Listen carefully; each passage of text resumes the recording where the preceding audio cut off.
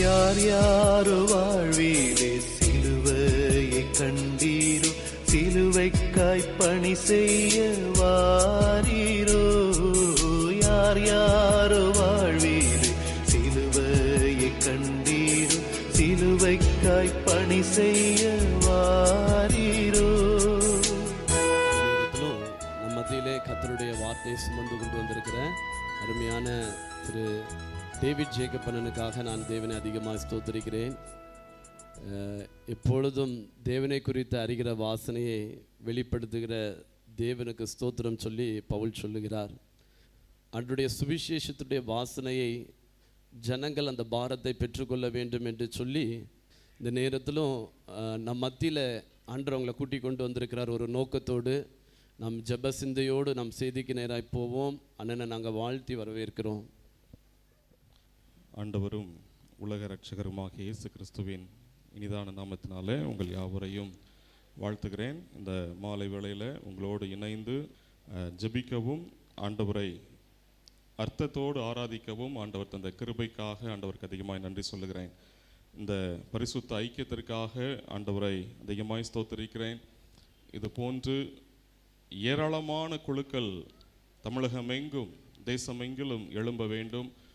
அவருடைய சமூகத்தில் அவரை நோக்கி செல்லுகின்ற திரள் கூட்ட மக்கள் இருந்தாலும் அவருடைய கண்கள் எப்பொழுதுமே அவருடைய கண்கள் தேடுகின்ற அந்த ஒரு சிலரை அவருடைய கண்கள் தேடிக்கொண்டே இருக்கிறது. தம்மை பற்றி உத்தம இருதயத்தோடு கூட இருப்பவர்களுக்கு தம்முடைய வல்லமையை விளங்கச் செய்யும்படி அவருடைய கண்கள் பூமி எங்கும் உலாவி கொண்டிருக்கிறது அப்படின்னு சொல்லி வேதத்தில் சொல்லப்பட்டிருக்கிறது. இந்த மாலை வேளையில் அப்படி தேவனுடைய கண்கள் இந்த மாலை வேளையில் நம் மீது நோக்கமாக இருக்கிறது என்பதை நாம் புரிந்து கொண்டு அடுத்த சில நிமிடங்கள் நாம் சில முக்கியமான காரியங்களை வேதத்தில் இருந்து நாம் இணைந்து தியானிக்க இருக்கிறோம்.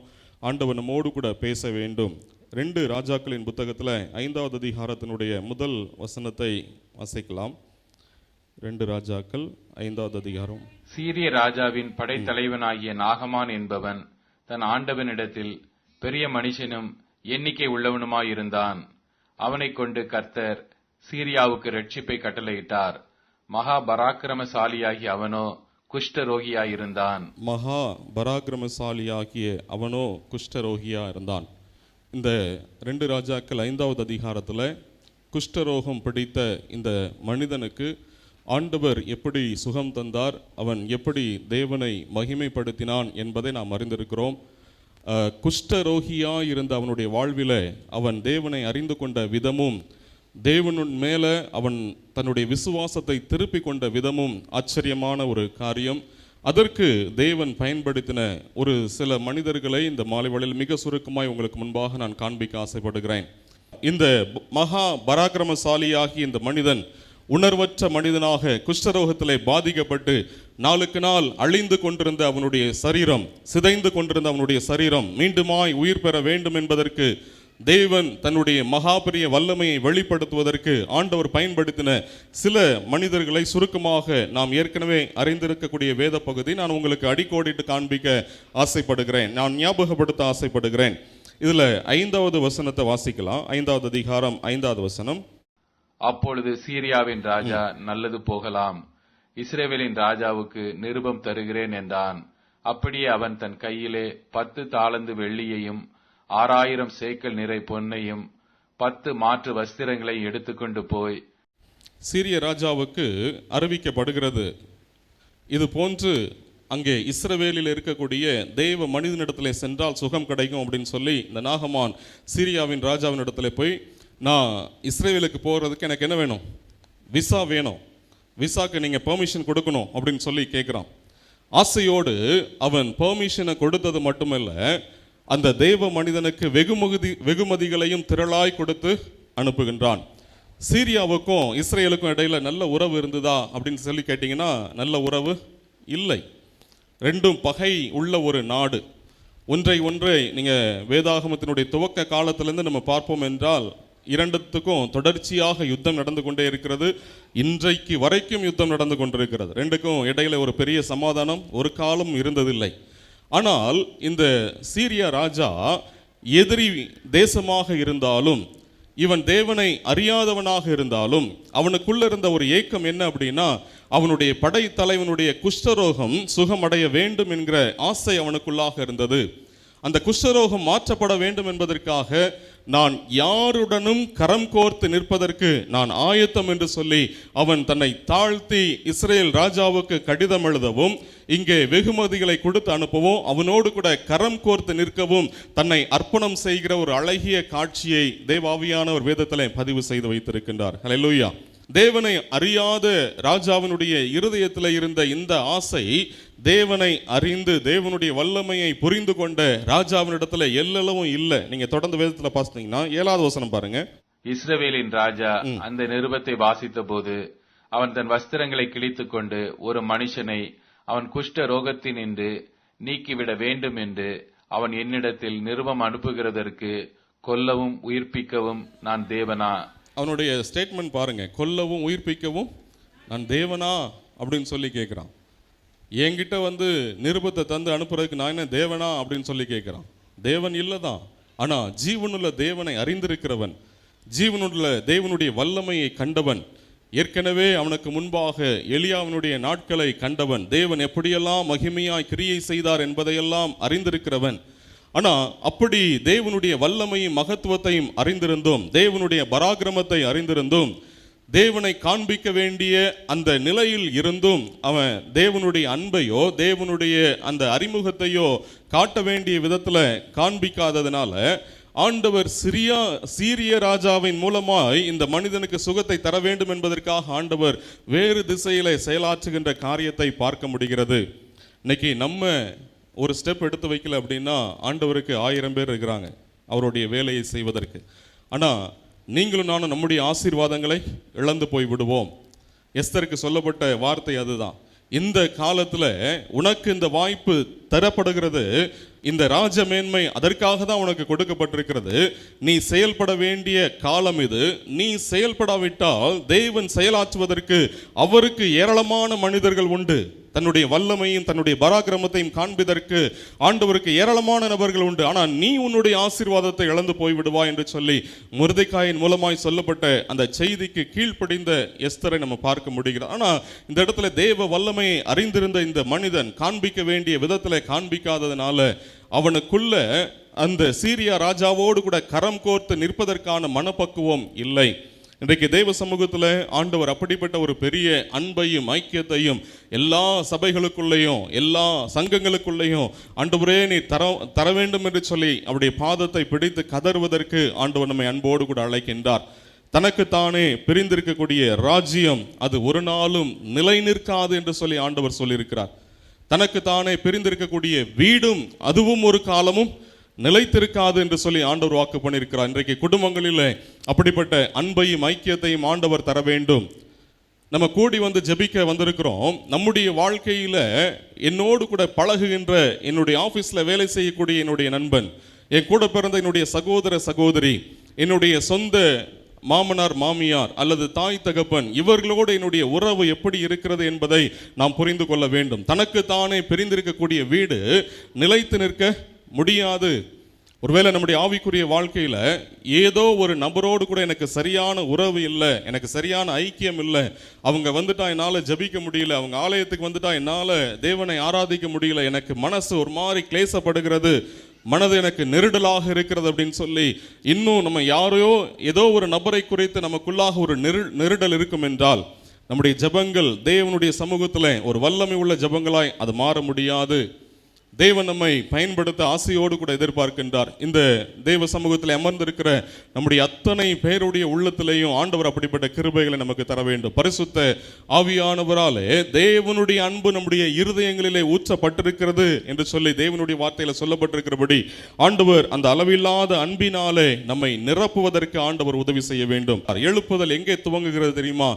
இழப்பின் மத்தியிலேயும் அங்கே முழு மனதோடு மற்றவர்களை மன்னித்து அவளை நேசிக்கக்கூடிய தேவனுடைய அன்பு இருக்கக்கூடிய இடங்களெல்லாம் எழுப்புதல் வெடித்து கிளம்புகிறது. அப்படிப்பட்ட கிருபைகளை எங்களுக்கும் தாங்க அப்படின்னு சொல்லி தேவ சமூகத்தில் நம்ம அர்ப்பணம் செய்யும் பொழுது ஆண்டவர் நிச்சயமாய் நம்ம எடுத்து பயன்படுத்துவதற்கு அவர் உண்மையும் நீதியும் உள்ள தேவனாக இருக்கிறார். சின்ன சின்ன காரியங்களுக்கெல்லாம் நாம் மனக்லேசப்பட்டு வருத்தப்பட்டு ஒருவரோடு ஒருவர் சரியான அன்பு இல்லாமல் ஐக்கியம் இல்லாமல் நம்முடைய குழுக்கள் எல்லாம் இன்றைக்கு பிரிந்து பிரிந்து துண்டு துண்டாக நிற்கின்றது.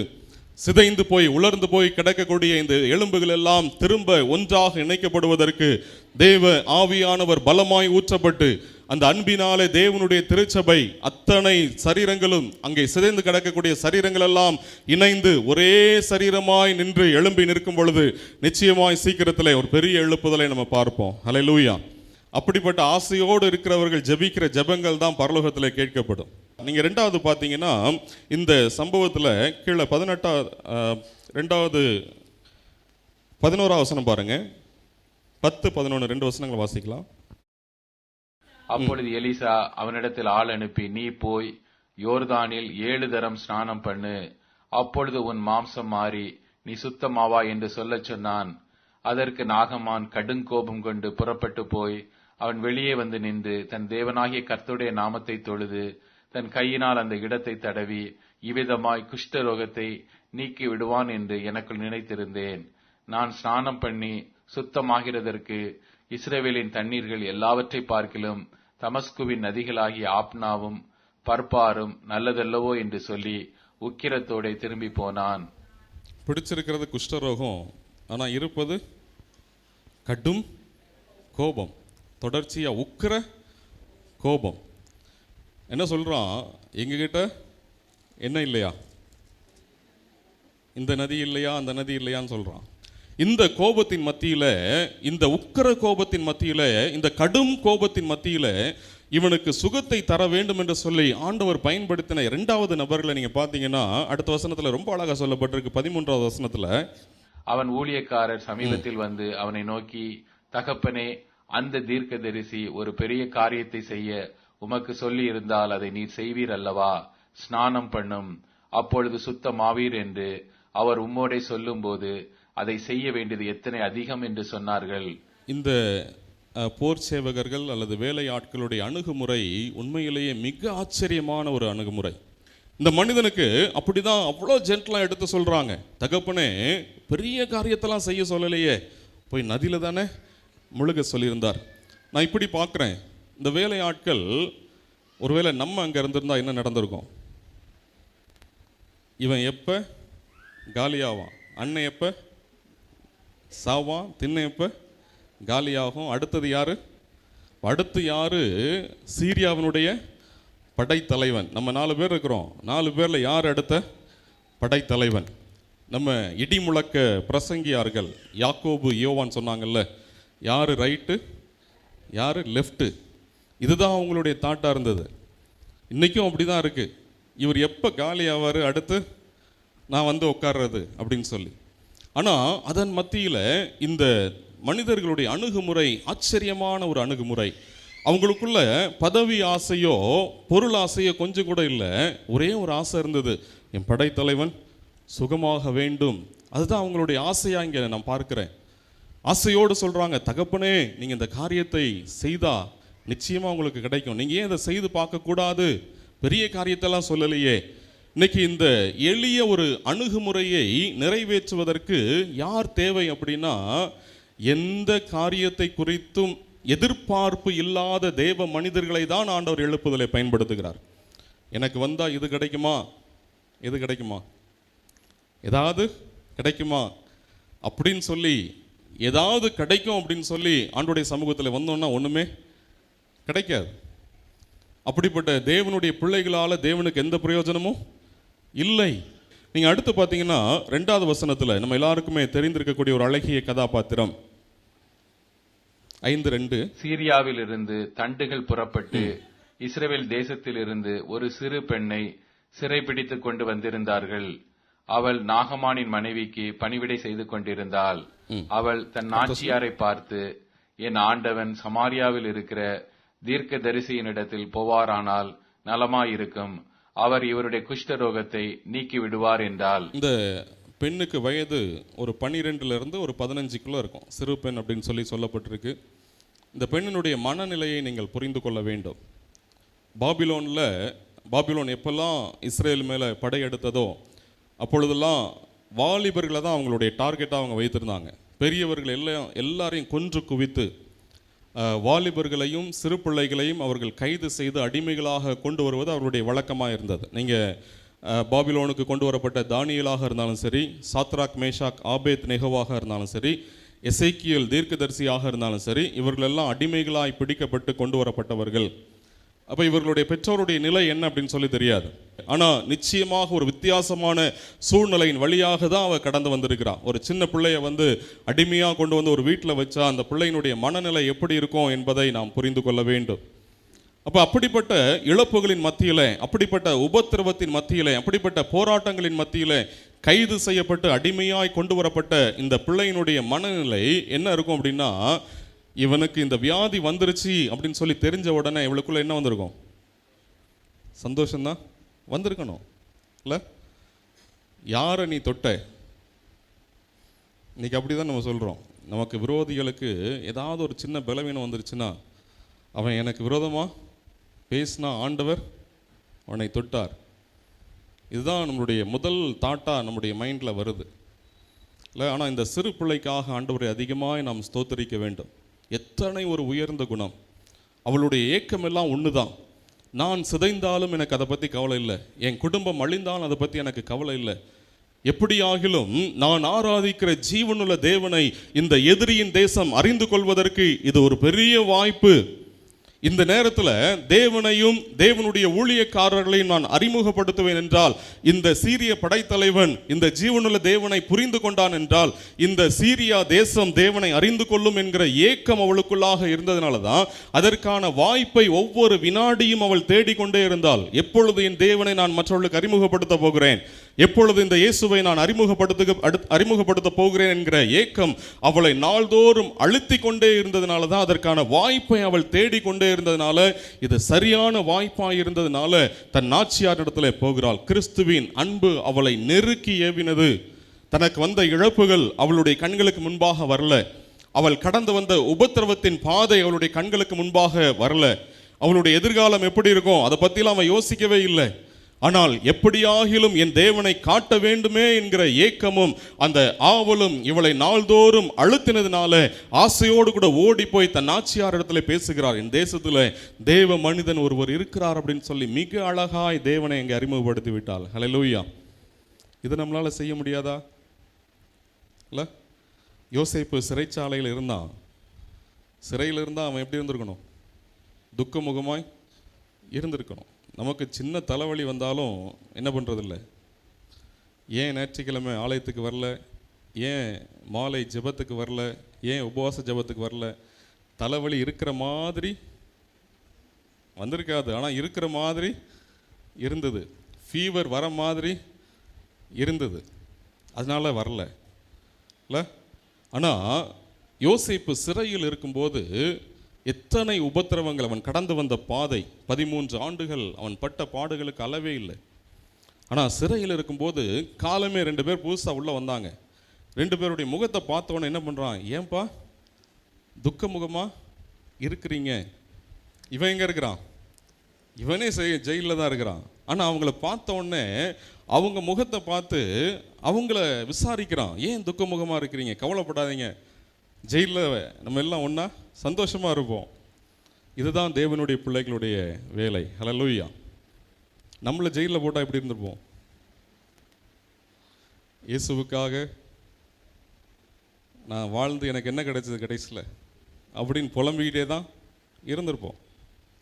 ஆனால் தங்களுடைய சூழ்நிலைகளை, தங்களுடைய பாடுகளை, தங்களுடைய உபத்திரவங்களை, தங்களுடைய இழப்புகளை அதை தேவனுக்கு நேராக திருப்பி அதன் மத்தியிலே தேவனுக்காக எப்படி வாழ முடியும் என்று சொல்லி ஆசையோடு இருக்கிற அத்தனை பேரையும் தேவன் திருச்சபையினுடைய வரலாற்றிலையும் சரி, வேதத்தின் அத்தனை காலகட்டங்களிலையும் சரி ஆண்டவர் வல்லமையாய் பயன்படுத்தி இருக்கிறார். இன்னைக்கு ஆண்டவர் அப்படிப்பட்ட தேவனுடைய பிள்ளைகளை தான் ஆண்டவர் தேடிக்கொண்டிருக்கிறார். இந்த சின்ன பிள்ளைக்குள்ள அந்த ஏக்கம் இருந்தது, எப்படி நான் இந்த தேவனை காட்ட முடியும், எந்த சூழ்நிலையில நான் காட்ட முடியும் அப்படின்னு சொல்லி ஆசையோடு கூட வாய்ப்புகளை எதிர்பார்த்து கொண்டே இருந்தால் சரியான நேரம் வந்தது, தேவன் அவளையும் பயன்படுத்த ஆரம்பித்தார். ஹல்லேலூயா. அடுத்து இந்த சம்பவத்தில் நம்ம பார்க்க வேண்டிய முக்கியமான ஒரு கதாபாத்திரம் தீர்க்கதரிசியாகிய எலிசா. ஏராளமான காரியங்களை இந்த மனிதனை குறித்து பேச முடியும். ஒரே ஒரு காரியத்தை நான் உங்கள் முன்பாக வைக்க ஆசைப்படுகிறேன். 15வது வசனம் பாருங்க. அப்பொழுது அவன் தன் கூட்டத்தோடெல்லாம் தேவனுடைய மனுஷனிடத்துக்கு திரும்பி வந்து அவனுக்கு முன்பாக நின்று, இதோ இஸ்ரவேலில் இருக்கிற தேவனை தவிர பூமி எங்கும் வேறே தேவன் இல்லை என்பதை அறிந்தேன். இப்போது உமது அடியேன் கையில் ஒரு காணிக்கை வாங்கிக் கொள்ள வேண்டும் என்றான். ஹல்லேலூயா. அதுக்கு முன்பாக நடந்த அற்புதங்கள் எல்லாம் நமக்கு தெரியும். இதில் ஒரு வார்த்தையை நான் உங்களுக்கு அடிக்கோடிட்டு காண்பிக்க ஆசைப்படுகிறேன். அவன் சொல்லிட்டான், பூமி எங்கும் யெகோவா தேவனை தவிர வேறொரு தெய்வம் இல்லை என்பதை நான் இப்பொழுது அறிந்து கொண்டேன். Task accomplished. அங்கே தேவனுடைய வல்லமை வெளிப்பட்டது, ஆண்டவருடைய திட்டம் நிறைவேறிவிட்டது. இப்போ படைத்தலைவன் தேவனை அறிந்த பிறகு என்ன செஞ்சிருப்பான் இல்லை? தன்னுடைய மக்களுக்கெல்லாம் போய் தன்னுடைய சாட்சியை கண்டிப்பாக சொல்லியிருப்பான். ஆண்டவர் தாம் செய்ய நினைத்த காரியத்தை ஆண்டவர் செய்து விட்டார். இந்த இடத்துல தேவ மனிதனாகிய எலிசாவினுடைய ஒரு காரியத்தை நம்ம புரிந்து கொள்ள வேண்டும். வந்திருக்கிறது என்னென்ன வந்திருக்கு? ஏராளமான பொன், ஏராளமான வெள்ளி, ஏராளமான அங்கே வஸ்திரங்கள், விலை உயர்ந்த வஸ்திரங்கள் எல்லாம் வந்துருச்சு.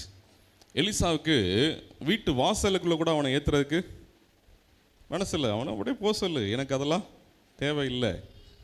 எத்தனை சுயநலமற்ற தேவனுடைய ஊழியர்கள். ஹல்லேலூயா. பொருளுக்காக வாழாத தேவனுடைய ஊழியர்கள், பதவிக்காக வாழாத தேவனுடைய ஊழியர்கள். நான் கணக்கு போட்டு பார்த்தேன். எலியா அவர் மேலே சால்வையை போட்ட பிறகு கிட்டத்தட்ட 32 ஆண்டுகள் எலியாவுக்கு பின்பாக போயிட்டே இருந்திருக்கிறாரு.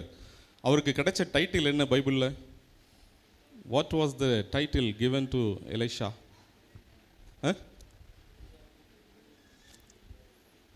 எலியாவின் கைகளுக்கு நீர் வார்த்த சாப்பாத்தின் ஊரானாகிய எலிசா. இதுதான் அவருடைய டைட்டில்.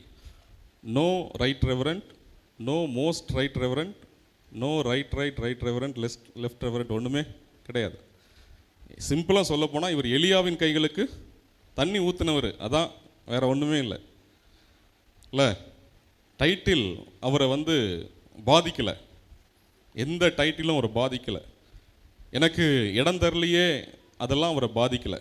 வேதம் அவரை குறித்து சொல்லுகின்ற வார்த்தை, நம்மிடத்தில் அடிக்கடி வந்து செல்லுகின்ற இந்த மனிதன் பரிசுத்தவான் என்று காண்கிறேன். ஹல்லேலூயா. என்ன ஒரு அழகான சாட்சி. நம்மிடத்தில் வந்து செல்லுகிற இந்த மனிதன் கர்த்தருடைய பரிசுத்தவான் என்று காண்கிறேன். இவனுடைய ஏக்கம் எல்லாம் ஒன்னே ஒன்று தான். என்ன ஏக்கம்? எலியா இன்னைக்கு பரலோகத்திற்கு எடுத்துக்கொள்ள போகிறார் என்கிற வெளிப்பாடு எலியாவினுடைய பைபிள் காலேஜில், ப்ராஃபட்டிக் காலேஜில் படித்த அத்தனை பேருக்கும் அன்னைக்கு தெரிஞ்சிருச்சு. நீங்கள் வேதத்தை வாசித்து பார்த்தீங்கன்னா நீங்கள் அதை புரிந்து கொள்ள முடியும். எல்லாருக்குமே தெரிஞ்சிருச்சு. ஆனால் ஒருத்தனுக்கு கூட என்ன இல்லை? எலியாவுக்கு பின்பு நான் ஒரு தீர்க்கதரிசியாய் இந்த இஸ்ரேலுக்கு எழும்பி நிற்கணுமே அப்படின்னு சொல்லி ஒருத்தருக்கு கூட ஆசையே இல்லை. ஒரு ஆசை இருந்த இந்த தேவ மனிதனை கூட இருந்த உலகம் ஏளனம் செய்யல, கூட இருந்த தீர்க்கதரிசிகள் தான் ஏளனம் பண்ணாங்க. இன்னைக்கு உன் எஜமான எப்படி சொல்கிறாங்க? உன் எஜமான ஆண்டவர் எடுத்துக்கொள்ள போகிறாரு, நீ என்ன பண்ண போகிற? பின்னாடியே போயிட்டு இருந்த, தண்ணி ஊற்றிக்கிட்டே இருந்த, இன்னைக்கு அவர் போக போகிறாரு, நீ என்ன பண்ண போகிற? எல்லாருக்குமே கிளியர் விஷன், தெளிவான தீர்க்க தரிசனம் இருந்தது. இன்னைக்கு எலியா எடுத்துக்கொள்ளப்பட போகிறார் என்கிற வெளிப்பாடு மிக தெளிவாய் இருந்தது. தரிசனம் மிக தெளிவாய் இருந்தது. மிக தெளிவாய் அறிந்திருந்தார்கள். எல்லாமே இருந்தது. ஆனால் ஒருத்தருக்கு கூட அந்த ஏக்கம் இல்லை. எலியாவுக்கு பின்பாக தேவனுக்கு மகிமையான ஊழியத்தை, இஸ்ரவேலுக்கு ஒரு தகப்பனாக பணி செய்ய வேண்டும் என்கிற ஆசை ஒருவருக்கு கூட இல்லை. ஆனால் இந்த எலிசாவுக்குள்ள அது நெருப்பாய் எரிந்து கொண்டிருந்தது. அங்கே Gilgal to Bethel, Bethel to யோர்தான், ஒவ்வொரு இடத்துலையும் நீங்கள் பார்த்தீங்கன்னா 50 தீர்க்கதரிசிகள் இருந்து இவனை ஏளனம் பண்ணுறாங்க. ஒவ்வொரு முறையும் எலியா சொல்கிறாரு, நீ இங்கே இருப்பா, நீ இங்கே இரு, நான் போயிட்டு வர வரைக்கும் நீ இங்கே இரு அப்படிங்கிறாரு. அவன் சொல்கிறான், இல்லை இல்லை இல்லை, என்னுடைய டாஸ்க் வந்துருச்சு, நான் செயல்பட வேண்டிய காலம் வந்து விட்டது. இந்த நேரத்தை நான் மிஸ் பண்ணிட்டேன் அப்படின்னா என் வாழ்க்கை முழுவதும், இத்தனை ஆண்டுகள் நான் தொடர்ந்து வந்த நேரத்தை எல்லாம் நான் இழந்து போய்விடுவேன். என் வாழ்க்கையில் தேவனுடைய திட்டத்தை இழந்து போய்விடுவேன். இந்த நேரத்தை நான் வீண் பண்ண முடியாது அப்படின்னு சொல்லி தன்னுடைய நேரத்தை அறிந்திருந்த ஒரு தேவனுடைய மனிதன் எலியா சொல்கிறாரு, நீ இங்கேயே இருப்பா, நான் போயிட்டு வந்துடுறேன். இல்லையா, நீங்கள் எங்கே போனாலும் இன்றைக்கி உங்களை விடுற மாதிரி இல்லை. எத்தனை ஒரு ஏக்கம்! அந்த ஏக்கம் பணத்துக்காக அல்ல, பதவிக்காக அல்ல, உலகத்தின் பெருமைக்காக அல்ல. எப்படியாகிலும் தகப்பனுடைய இருதயத்தை நிறைவேற்ற வேண்டும், தேவனுக்காக பற்றி எரிந்து அவருடைய ஏக்கத்தை நிறைவேற்ற வேண்டும் என்கிற ஆசைக்காக தான் எலியாவுக்கு பின்பாக தொடர்ச்சியாய் ஓடிக்கொண்டே இருக்கிறார். எலியா சொல்லிட்டாரு, உனக்கு என்னதான் வேணும்? இப்படி தொடர்ந்து வந்துகிட்டு இருக்கிய, உனக்கு என்னதாயா வேணும்? எனக்கு உங்கள் மேலே இருக்கக்கூடிய அபிஷேகம் எனக்கு 2 மடங்காக வேண்டும், வேற ஒன்றும் எனக்கு வேண்டாயா. நீங்கள் வாழ்ந்த நாட்கள் எல்லாம் இஸ்ரவேலுக்கு ஒரு தகப்பனாக இருந்தீங்க. மற்றவருடைய பார்வை எஜமானின் பார்வையாக இருந்தது. கூட படித்த மற்ற தீர்க்கதரிசிகளுடைய பார்வை எப்படி இருந்ததுன்னா, எலியாவை ஒரு எஜமானா பார்த்தாங்க. இவனுடைய பார்வை என்னன்னா, எலியாவை ஒரு தகப்பனாய் பார்த்தான். அல்லேலூயா, தகப்பனாய் பார்த்தான். அங்கே அதனால தான் சொல்கிறான், தகப்பனே, இஸ்ரவேலுக்கு ரதமும் குதிரை வீரருமாய் இருந்தவரே, இன்னைக்கு உங்கள் மேலே இருக்கக்கூடிய இந்த ஆவியின் அபிஷேகம் எனக்கு 2 மடங்கு வேணும். அப்போ நான் எடுத்துக்கொள்ளப்பட போகிற அந்த காட்சியை நீ பார்ப்பீன்னா உனக்கு கிடைக்கும் அப்படின்னு சொல்லிட்டார். எப்படி இருந்திருக்கும் பாருங்க. அவனுடைய இமை ஒரு வினாடியாவது மூடி இருக்குமா? இல்லை, நம்ம எல்லாருக்குமே தெரியும் டேவிட் லிவிங்ஸ்டன் என்கிற தெய்வ மனிதனுடைய வாழ்வு. இருண்ட கண்டமாகிய ஆப்பிரிக்காவுக்கு ஒரு வெளிச்சமாய் மாறின தேவனுடைய மனிதன். தன்னுடைய இளம் பருவத்தில் கல்லூரியினுடைய கடைசி நாள் கான்வெகேஷன் நடந்து கொண்டிருக்கும் பொழுது மிஷனரி அழைப்பு கொடுக்கப்படுகிறது. அப்போ மருத்துவத்தினுடைய கடைசி அந்த பட்டமளிப்பு விழாவினுடைய நிகழ்வில் மிஷனரி அழைப்பு கொடுக்கப்படுகிறது. இது போன்ற ஆப்பிரிக்க தேசத்தில் மனிதர்கள் சாப்பிட்டு கொண்டு இருக்காங்க. தேசம் அழிந்து கொண்டிருக்கிறது. ஆப்பிரிக்காவில் இருக்கக்கூடிய அத்தனை தேசங்களும் அழிந்து கொண்டிருக்கிறது. இருண்ட கண்டமாக இருக்கிறது. அங்கே மிஷனரியாய் செல்வதற்கு எத்தனை பேர் ஆயத்தம் அப்படின்னு சொல்லி மிஷனரி சவால் கொடுக்கப்படுகிறது. டேவிட் லிவிங்ஸ்டன் உடனடியாக எழும்பி நிற்கிறார். பக்கத்தில் இருக்கிற அவனுடைய நண்பன் டேவிட் லிவிங்ஸ்டனுடைய சட்டையை பிடிச்சி இழுக்கிறார். டேய் முட்டாள், கொஞ்ச நாட்கள், இன்னும் சில நாட்களில் நீ டாக்டராக மாறப்போகிற, நிறைய பணம் சம்பாதிக்கலாம், நிறைய புகழை நீ பெற்றுக்கொள்ளலாம், இந்த உலகத்தில் எத்தனையோ மேன்மைகளை பெற்றுக்கொள்ளலாம். பைத்தியக்கார மாதிரி இவ்வளோ கஷ்டப்பட்டு படித்த படிப்பை உதறி தள்ளிட்டு அந்த காட்டுக்குள்ளே போகிறேன்னு சொல்கிறியே அப்படின்னு சொல்லி சட்டையை பிடித்து இழுத்த அந்த இளைஞன் சொல்கிறான். டேவிட் லிவிங்ஸ்டன் என்ன செய்தார்? அந்த கையை தட்டி விட்டுட்டு அவர் சென்றார். காலங்கள் நடந்ததெல்லாம் நமக்கு தெரியும். கடைசி நாளில் என்ன நடந்தது அப்படின்னா, ஆப்பிரிக்காவினுடைய மக்கள் தேவ மனிதனாகிய டேவிட் லிவிங்ஸ்டனுடைய பாடியை இங்கிலாந்துக்கு அனுப்ப முடியாதுன்னு சொல்லிட்டாங்க. காரணம், அவர் எங்களை நேசிச்சிட்டாரு, நாங்கள் என்ன பண்ண மாட்டோம், பாடியை நாங்கள் திரும்ப இங்கிலாந்துக்கு அனுப்ப மாட்டோம் அப்படின்ட்டாங்க. இங்கிலாந்தில் உலகத்தினுடைய அத்தனை தலைவர்களும் கூடி இருக்கிறாங்க, வெயிட் பண்ணிட்டு இருக்கிறாங்க. பாடி வரணும், அவருடைய பரியலுக்காக காத்துக்கிட்டு இருக்கிறாங்க. பரியலுக்காக காத்து கொண்டிருக்கக்கூடிய அத்தனை தலைவர்கள் அங்கே வெயிட் பண்ணிட்டு இருக்காங்க. இந்த மக்கள் இல்லை, எங்களால் பாடியை கொடுக்க முடியாது, எங்களை நேசித்த இந்த தெய்வ மனிதன் எங்கள் மண்ணில தான் அடக்கம் பண்ணணும் அப்படின்னு சொல்லி அங்கே போராடி கொண்டிருக்கிறாங்க. கடைசியில் ஒரு கன்க்ளூஷன் வந்தது. அவருடைய இதயம் எங்களை நேசித்து வந்ததில்லை, எங்களுக்கு இதயத்தை மட்டும் என்ன பண்ணுங்க, கொடுத்துருங்க. அவருடைய இதயத்தை பிளந்து இதயத்தை நீங்கள் ஆப்பிரிக்காவுக்கு கொடுத்துருங்க, அவருடைய சரீரத்தை என்ன பண்ணுங்க, எடுத்துகிட்டு போங்க அப்படின்னு சொல்லி ஃபைனல் கன்க்ளூஷன். டேவிட் லிவிங்ஸ்டனுடைய இதயம் பிளக்கப்பட்டு அவருடைய இதயத்தை மட்டும் எடுத்து ஆப்பிரிக்காவினுடைய கண்டத்தில் இந்த ஆதிவாசி மக்கள் மத்தியில் அடக்கம் செய்து அவருடைய சரீரம் இங்கிலாந்துக்கு புறப்பட்டு செல்லுகிறது. ராஜ மரியாதையோடு உலகத்தினுடைய அத்தனை தலைவர்களும் அந்த அடக்க ஆராதனையில் கூடியிருக்கிறாங்க. இப்படி ஒரு அடக்க ஆராதனை உலகத்தில் நடந்திருக்குமா அப்படின்னு சொல்லி தெரியல. தேவ மனிதன் தன் வாழ்வை தேவனுக்காக அர்ப்பணம் செய்த டேவிட் லிவிங்ஸ்டனுடைய அந்த அடக்க ஆராதனை உலகத்திலேயே மிக சிறந்த அடக்க ஆராதனை அப்படின்னு சொல்றாங்க. உலகத்தினுடைய அத்தனை தலைவர்களும் கூடியிருக்கிறார்கள். அத்தனை மகிமையாய் அந்த அடக்க ஆராதனை நடந்து கொண்டிருக்கிறது. தூரத்திலிருந்து ஒரு சத்தம், David you have done it, David you have done it. யார் அப்படின்னு பார்த்தா, அன்னைக்கு சட்டையை பிடிச்சி இழுத்தான்ல அவன் தூரத்திலிருந்து அங்கே கத்தி கொண்டிருக்கிறான். தன் வாழ்வை தேவனுக்காக இழக்க ஒப்பு கொடுத்த டேவிட் லிவிங்ஸ்டனுடைய அந்த அடக்க ஆராதனையில் முழு உலகத்தினுடைய தலைவர்களும் அங்கே வந்து நின்று அந்த அடக்க ஆராதனையில் அவருடைய வாழ்க்கைக்காக தேவனுக்கு நன்றி சொல்லவும் தேவனை மகிமைப்படுத்தவும் கூடியிருக்கிறாங்க. ஆனால் இவனுடைய வாழ்வு யாருக்குமே பிரயோஜனம் இல்லாத ஒரு வாழ்வாக மாறிவிட்டது. இந்த மாலை வேளையில் ஆண்டவர் நம்மை அன்போடு கூட அழைக்கின்றார். எலிசா சுயநலமற்றவனாக வாழ்ந்ததுனால எத்தனை அற்புதங்களை தேவன் செய்தாலும் அதில் எல்லளவும் தன்னுடைய பங்கை அவன் எடுத்துக்கொள்ள விரும்பாதவன். ஆனால் கூட இருந்த கேயாசி, நீ போகும்போது உன்னுடைய மனம் என்னோடு கூட இருக்கவில்லையா அப்படின்னு சொல்லி இவர் கேட்குறார். எலிசாவை பற்றி நல்லா தெரியும், சீரியாவினுடைய படைத்தலைவனுக்கெல்லாம் தெரிஞ்சது. அங்கே ராஜா கிட்ட சொல்கிறான், ராஜா புலம்புறாரு, ஏய் நம்ம சீரியாவில் பேசுறது எப்படியா இஸ்ரேலுக்கு தெரியுது? ரொம்ப அழகாக சொல்கிறாங்க, நீங்கள் உங்கள் பள்ளி அறையில் பேசினா கூட என்ன வந்துடும், இஸ்ரேலுக்கு தெரிஞ்சிடும்யா, அங்கே ஒரு தேவ மனிதன் இருக்கிறார். நீ பள்ளி அறையில் ரகசியமாக பேசினாலும் இஸ்ரேலுக்கு தெரிஞ்சிடும். அவருக்கு முன்பாக ஒன்றுமே நீங்கள் மறைக்க முடியாது. உலகத்துக்கே தெரியுது, ஆனால் கூட இருந்தவனுக்கு என்ன இல்லை, அந்த உணர்வு கொஞ்சம் கூட இல்லை. அங்கே டவுன்லோட் ஆயிடுச்சு, இங்கே அப்லோட் ஆயிடுச்சு. எலியாவுக்கு பின்பு எலிசா, எலிசாவுக்கு பின்பு கேயாசி அப்படின்னு சொல்லி மகிமையான ஊழியத்தை நிறைவேற்ற வேண்டிய மனிதன் நாகமானுடைய குஷ்டரோகத்தை அவனும் அவனுடைய சந்ததியும் பெற்றுக்கொண்டு அடையாளம் தெரியாமல் சிதைந்து போனதை பார்க்க முடிகிறது. இந்த மாலை வேளையில் எழுப்புதலுக்கு ஆண்டவர் உங்களையும் என்னையும் ஆண்டவர் ஆசையோடு கூட எதிர்பார்க்க. கண்ணை மூடி ஜெபிக்கலாமா?